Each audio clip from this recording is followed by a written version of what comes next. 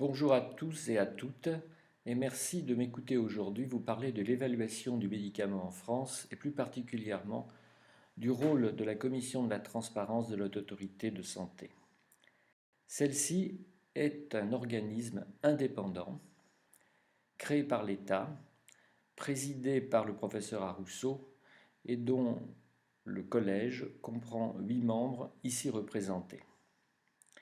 Il y a plusieurs commissions au sein de cette haute autorité de santé, dont 3 sont réglementaires, la commission de la transparence, la commission en charge des dispositifs médicaux et la commission médico-économique. Tout d'abord, je vais vous décrire l'autorisation de mise sur le marché, puis les modalités d'accès au remboursement. Nous aurons ensuite l'occasion de revenir en détail sur ces diverses modalités très complexes au prime abord. Tout d'abord, les enregistrements se font au niveau européen, à l'EMA, et cette agence donne une première autorisation validée par la communauté européenne et qui conduit à la mise à disposition dans chaque pays d'un certain nombre de médicaments.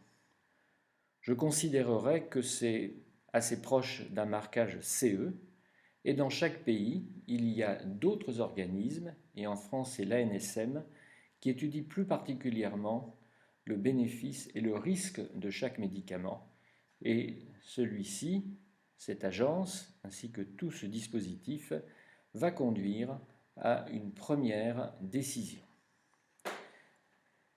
Une fois le produit autorisé, il vient devant la commission de la transparence de l'Haute Autorité de santé qui donne dans un délai de 90 jours un avis. Cet avis est avant tout scientifique sur la qualité du médicament, j'y reviendrai.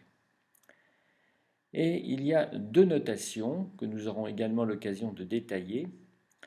Une première qui va permettre à la caisse d'assurance maladie de fixer le taux de remboursement du médicament et une seconde décision qui, elle, va aider le comité économique des produits de santé à fixer le prix du médicament. Enfin, c'est le gouvernement et le ministère de la Santé et de la Sécurité sociale qui valident le prix accordé. Et comme vous le voyez sur cette diapositive, le dispositif prend en règle générale 180 jours en tout pour aboutir à la décision finale. La commission de la transparence comprend des membres choisis par la Haute Autorité de santé sur candidature. C'est le président de la commission qui fait ce choix et la nomination est pour 6 ans et la commission est renouvelée chaque moitié tous les 3 ans. La répartition des membres est pour l'instant laissée à l'appréciation du président de la commission et de la Haute Autorité de santé et il s'ajoute à cette vingtaine de membres choisis des représentants de la Direction générale de la santé, de la sécurité sociale, de l'ANSM, du syndicat de l'industrie pharmaceutique, le LEM, mais aussi des mutuelles, etc. Ces personnes peuvent intervenir en séance, mais ne prennent pas part au vote. Seuls les membres choisis, eux, peuvent voter. Alors nous sommes aujourd'hui très vigilants sur les liens, les fameux liens d'intérêt, dont, après l'affaire du Mediator, on a beaucoup entendu parler et qui a conduit à une loi qui s'appelle la loi Bertrand, qui est gérée de façon rigoureuse par le comité de déontologie de la Haute Autorité de santé. Il y a des liens majeurs qui durent 5 ans, des liens mineurs qui durent 3 ans. À chaque fois qu'un lien est identifié pour un membre de la commission, celui-ci ne peut siéger et doit sortir de la salle durant la discussion non seulement du médicament du même laboratoire, mais également de tous les comparateurs de médicaments d'autres laboratoires. Ceci est donc une gestion difficile, parfois très difficile, mais c'est quand même une garantie de sincérité et je crois d'objectivité de cette commission. Alors, les objectifs de la commission de la transparence sont d'évaluer les médicaments. Nous sommes rigoureux, nous regardons les dossiers déposés par les industriels, mais également la littérature, et nous analysons tout cela de façon assez détaillée. Nous conférons au médicament un service médical rendu qui va situer le médicament en fonction de son importance dans la prise en charge d'une maladie. Nous donnons également une amélioration du service médical rendu. Ceci peut paraître assez compliqué, mais l'ASMR est un élément de comparaison, car aujourd'hui, il y a de très nombreux médicaments mis sur le marché, et ce qui nous intéresse est de déterminer s'il y a un avantage à avoir une nouvelle molécule. Enfin, nous n'oublions pas qu'il faut aussi réévaluer les molécules anciennes et les revoir à la lueur d'une plus grande rigueur, il faut bien dire, de l'évaluation, mais aussi du progrès thérapeutique. Alors, le service médical rendu est un jugement objectif du médicament, je vais dire dans l'absolu. Il répond en fait à une question simple, a-t-on vraiment besoin de ce médicament et la solidarité nationale doit-elle payer pour celui-ci? Nous classons en 4 catégories. Le service médical rendu important, c'est un médicament utile dont les malades ne peuvent se passer. Le service médical rendu insuffisant, c'est au contraire que ce médicament n'a pas beaucoup d'intérêt, voire pas d'intérêt du tout, et ne doit pas être financé par la solidarité nationale. Entre les deux, nous avons situé un SMR modéré et un SMR faible. L'ASMR va compléter ce SMR. Mais ce qui est peut-être assez complexe, c'est de comprendre que le service médical rendu va conditionner le taux de remboursement des caisses d'assurance maladie. La décision que nous donnons est donc absolument essentielle. Si le SMR est important, le remboursement est à 65%. S'il est insuffisant, il n'y a pas de remboursement. Et dans un pays comme la France, cela condamne en pratique le médicament qui n'est plus acheté ou, si c'est un médicament de peu d'intérêt, il est acheté sans ordonnance. Et vous voyez que le SMR le plus faible est à 15%, donc ce sont les mutuelles qui prennent en charge la plupart de ces dépenses. L'amélioration du service médical rendu se divise là aussi en 5 catégories. Il est très difficile d'obtenir un ASMR 1, c'est forcément un médicament innovant, exceptionnel même. Les ASMR 2 sont des médicaments innovants qui vont modifier la prise en charge des patients de façon très importante. Avoir un ASMR 3 est également excellent, et l'ASMR 4, c'est qu'il est bon, mieux que ses comparateurs, et quand c'est 5, il n'y a pas mieux que son comparateur. Ceci ne veut pas dire que cet ASMR 5 soit infamant, bien au contraire. Il y a de nouvelles molécules qui ont des avantages autres, par exemple galéniques, de tolérance, mais ils ne sont pas plus efficaces et n'ont pas moins d'effets secondaires graves que leurs comparateurs, donc on leur donne une note de 5. Alors, le ASMR est très important pour la fixation du prix. Ce n'est pas la Haute Autorité de Santé qui fixe le prix du médicament. C'est le gouvernement par le biais du CEPS. Lorsque l'ASMR est entre 1 et 3, le prix est en fait européen. Il y a une convention qui a été prise à Bruxelles et ceci nous laisse très peu de marge car il y a un couloir de prix européen et il y a certainement des possibilités de modifier les choses, mais dans une fourchette relativement modeste. Il est évident que toutes les molécules innovantes cherchent à obtenir ce ASMR 1 à 3. L'ASMR 4, le prix là va être négocié, il est en général plus élevé que les comparateurs. Quant à l'ASMR 5, très logiquement, puisqu'il n'apporte rien de plus que le comparateur, si on le met sur le marché, il doit être par définition moins cher. Un autre point essentiel, c'est la liste en sus. Ceux qui travaillent à l'hôpital connaissent bien cette liste, car c'est une enveloppe spéciale donnée par la sécurité sociale et qui va permettre de prendre en charge les médicaments coûteux en plus du GHS, c'est-à-dire globalement du tarif à la maladie dans le cadre de la T2A qui a été calculé par les autorités de tutelle. Seuls les ASMR 1 et 3 peuvent être mis sur la liste en sus et parfois, après discussion, des médicaments ayant une ASMR 4.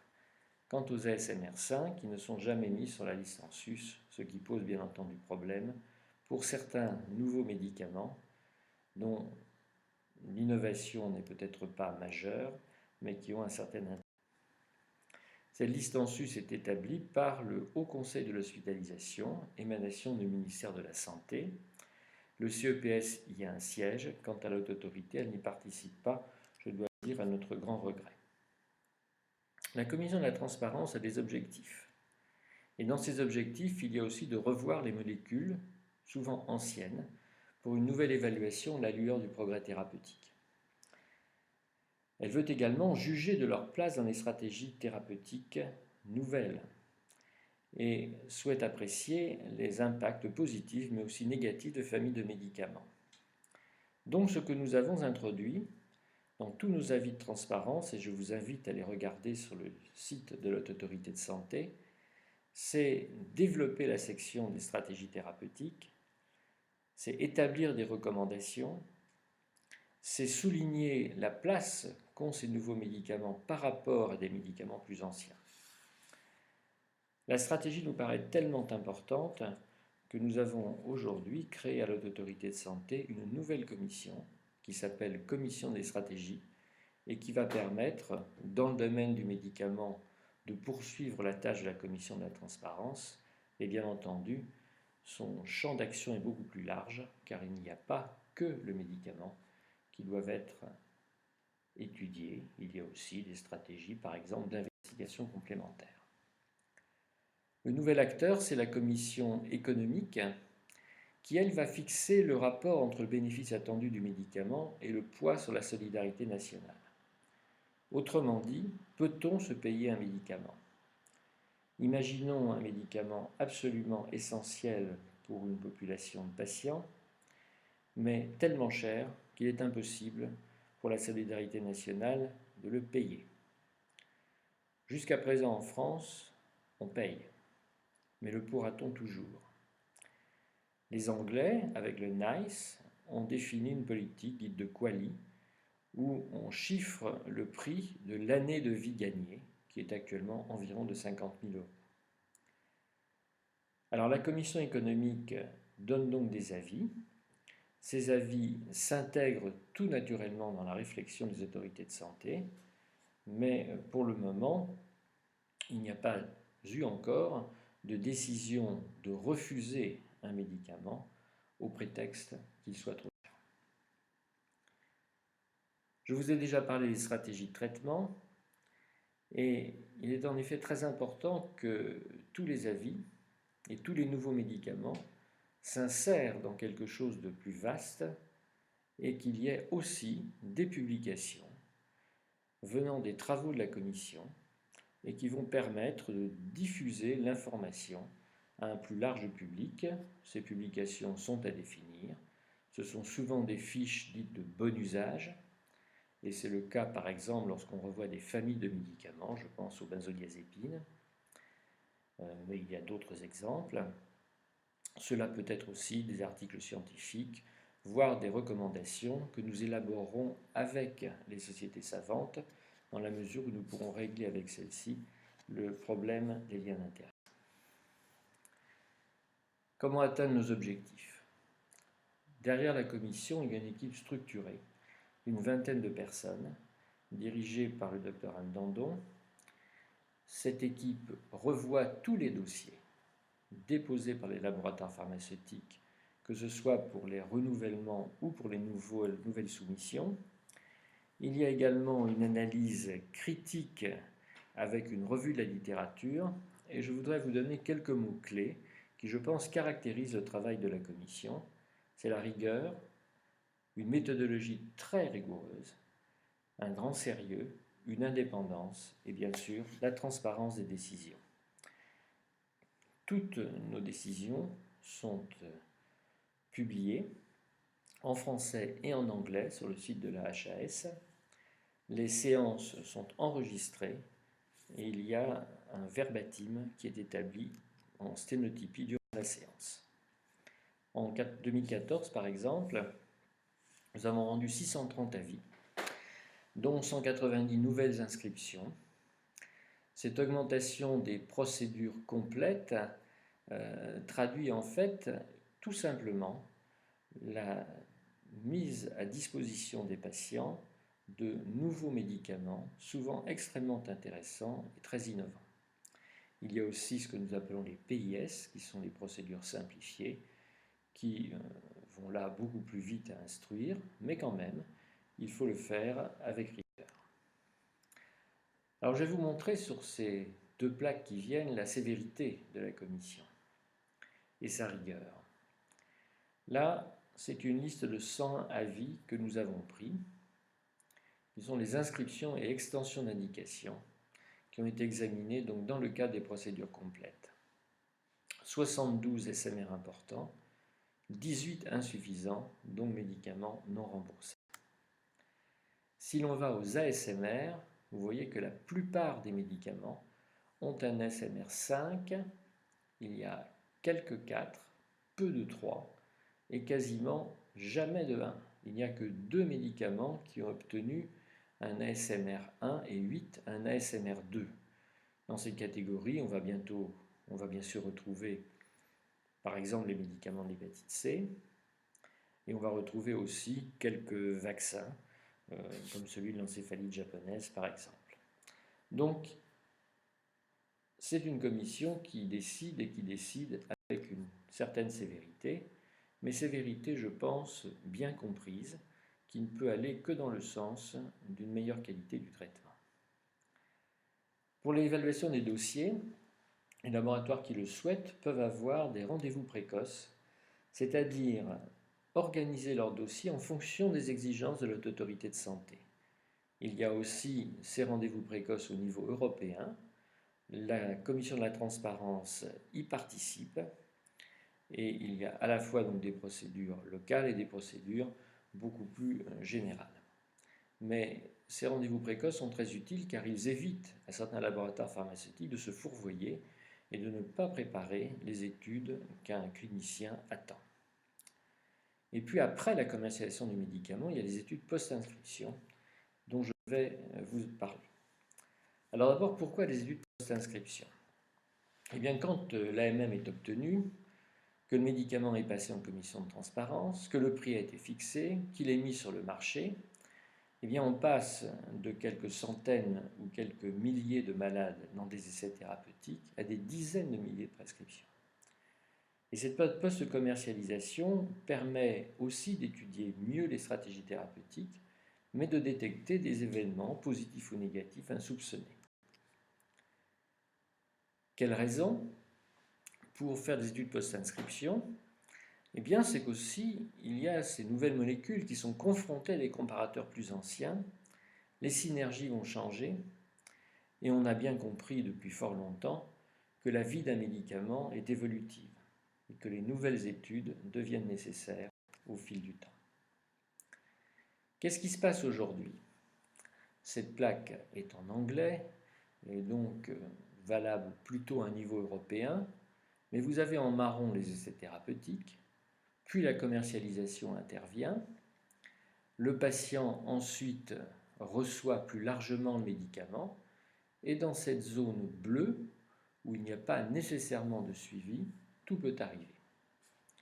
Alors certains laboratoires pharmaceutiques souhaiteraient cette attitude, c'est-à-dire une AMM, on va dire, conditionnelle, aboutissant à une licence, à une commercialisation assez précoce, puis ensuite une phase pendant laquelle les essais thérapeutiques et de post-inscription se poursuivent, et ensuite il y a une licence définitive qui va permettre de commercialiser un médicament avec beaucoup plus de données. Alors ceci est fait dans certains pays, nous ne le faisons pas en France pour plusieurs raisons.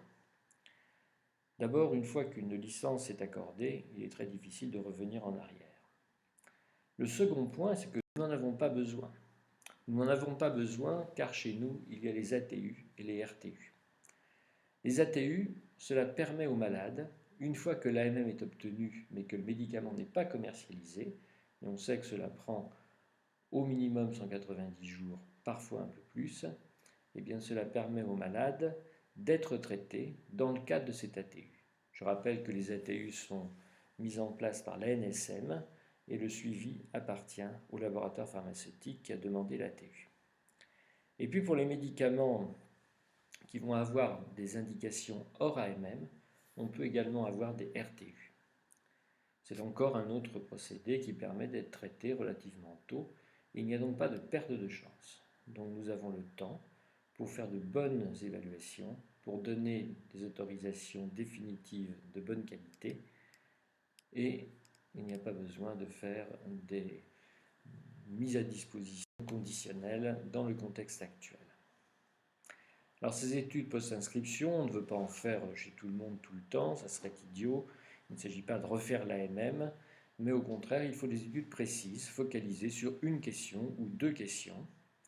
Et on ne poursuit donc pas ce qui a été fait dans la phase pré-commercialisation du médicament.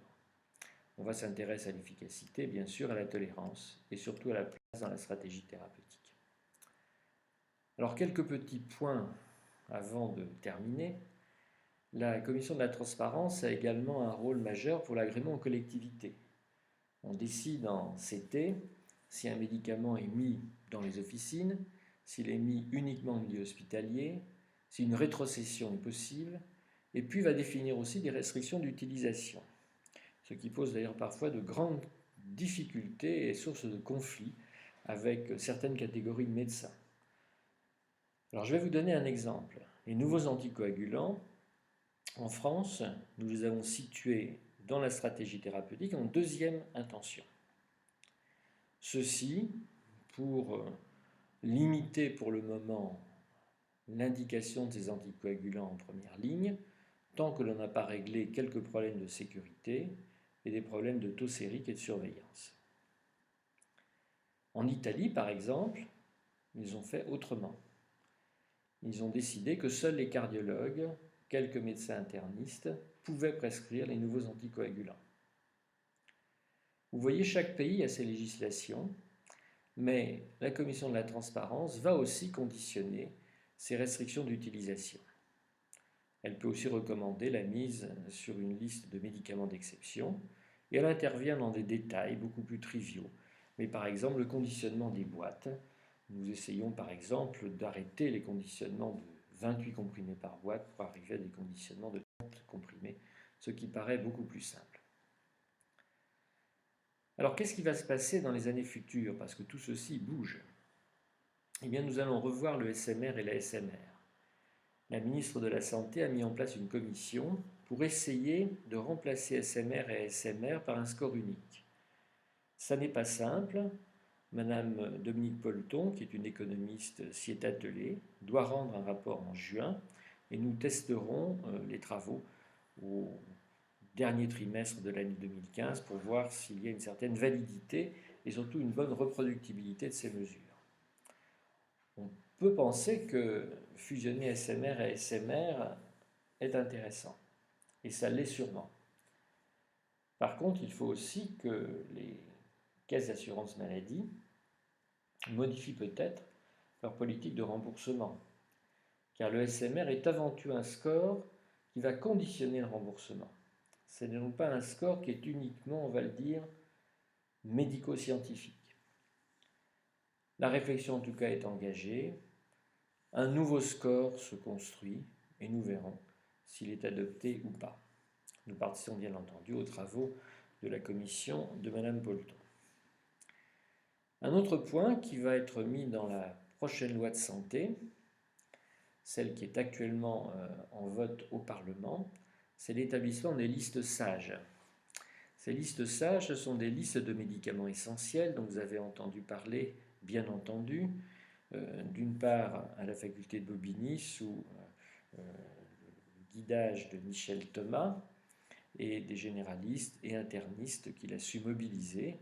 Des listes ont déjà été établies. Cette démarche est déjà largement faite dans certains pays d'Europe comme la Suède. La ministre de la Santé souhaite que ces listes soient mises en place. dans des délais, disons, rapides, on va dire 2016. Ça n'est pas simple car il y a des listes communes aux généralistes, aux internistes, et il faudra probablement faire des listes par spécialité. L'idée de ces listes est de ne pas céder à la mode, de trouver pour chaque malade les médicaments les plus pertinents, en termes d'efficacité, bien entendu, mais aussi dans le choix d'un médicament évitant certaines interactions médicamenteuses. Et puis également, ne l'oublions pas, pour limiter les dépenses de santé qui aujourd'hui deviennent de plus en plus importantes. Alors l'initiative de la Société de médecine interne de Michel Thomas devrait être ensuite relayée par l'Haute Autorité de santé si l'on en croit les premiers textes qui sont en passage actuellement au Parlement. Si cela se fait, il est bien évident que les groupes déjà constitués d'internistes et de généralistes seront directement impliqués au sein de la Haute Autorité de santé pour préparer ces listes.